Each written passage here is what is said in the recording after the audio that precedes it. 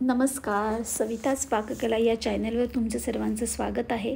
तर आज बनवत आहोत साबुदाणा वडा आषाढी स्पेशल. तर त्यासाठी मी घेतलेले आहेत 2 उकडलेले बटाटे, भिजवून घेतलेला 1 कप साबुदाणा. तर साबुदाणा हा साधारण 6 ते 8 तास भिजवा आणि खूपच घाई असेल आणि साबुदाणा भिजवायचा असेल तर गरम पाण्यामध्ये साधारण 3 ते 4 तास भिजवा त्याला, म्हणजे तो पटकन भिजतो. तर आता आपण सर्वप्रथम बटाटा आणि साबुदाणा व्यवस्थित मिक्स करून घेऊया. अगदी हलक्या हाताने बटाटा आणि साबुदाणा मिक्स करून घ्या. तर पहा, या पद्धतीने मी साबुदाणा आणि बटाटा व्यवस्थित मिक्स करून घेतला आहे. आता आपण ह्याच्यामध्ये 2 हिरव्या मिरच्या मिक्सरला बारीक करून घेतलेल्या आहेत. बरेच जण यामध्ये जिरं पण घालतात, तुम्ही घालू शकता, पण उपवासाला जिरं चालत असेल तर घाला, अदरवाईज जिरं घालू नका. तर आता आपण यामध्ये घालणार आहोत बारीक करून घेतलेला शेंगदाण्याचा कूट. शेंगदाण्याचा कूट हा जाडा भरडा बारीक करा. आणि जर तुम्हाला ह्याच्यात काहींना अख्खे शेंगदाणे पण घातलेले आवडतात तर अख्खे शेंगदाणे घालताना फक्त ते पूर्ण भाजू नका, अर्धे भाजा, म्हणजे ते तेलात घेतल्यावर परत तळले जातात. तर चवीपुरतं मीठ घातलं आहे आपण. थोडीशी तुम्ही चवीपुरती साखरही घालू शकता. आमच्याकडे साखर आवडत नाही म्हणून मी घातली नाही आहे.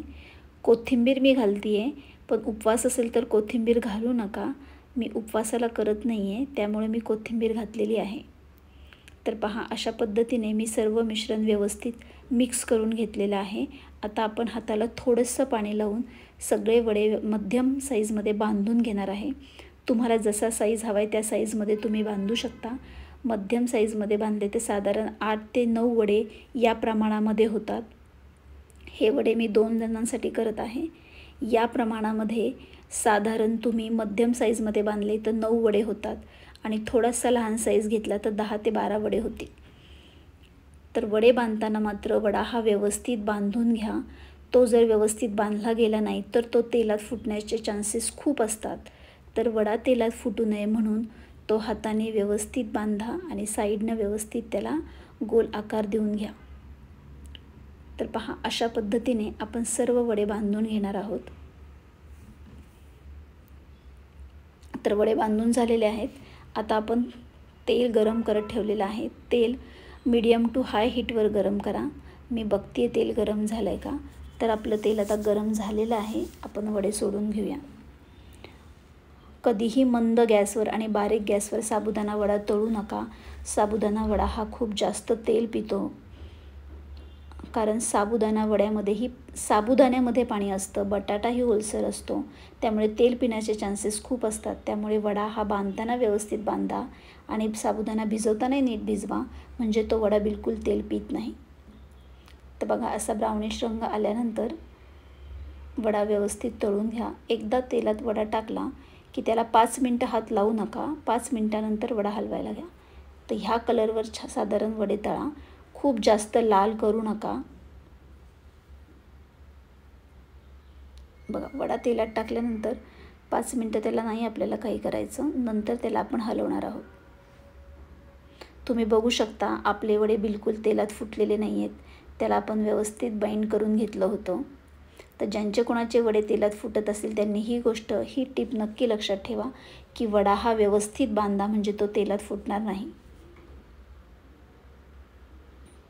तर अशा पद्धतीने आपण सर्व वडे तळून घेणार आहोत. तर तुम्हाला ही रेसिपी कशी वाटली मला कमेंट बॉक्समध्ये नक्की सांगा. रेसिपी आवडल्यास चॅनलला लाईक, शेअर, सबस्क्राईब जरूर करा.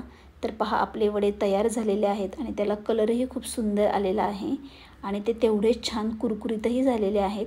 तुम्ही ही रेसिपी नक्की ट्राय करा. आषाढी एकादशी जवळ आलेली आहे आणि आपण साबुदाणा खिचडी तर बनवणारच आहोत, तर त्याच्यामध्येच आपण हे वडेही बनवू शकतो. हे वडे नक्की ट्राय करा आणि मला कमेंटमध्ये सांगा की तुमचे वडे कसे झाले. आपला वडाही आता आपण ट्राय करून बघूया कसा झाला आहे ते. तर वडे बघा, हाताला तर एकदम छान कुरकुरीत लागत आहेत, कडक कडक झालेले आहेत. आणि आतून कसं झालं आहे बघू.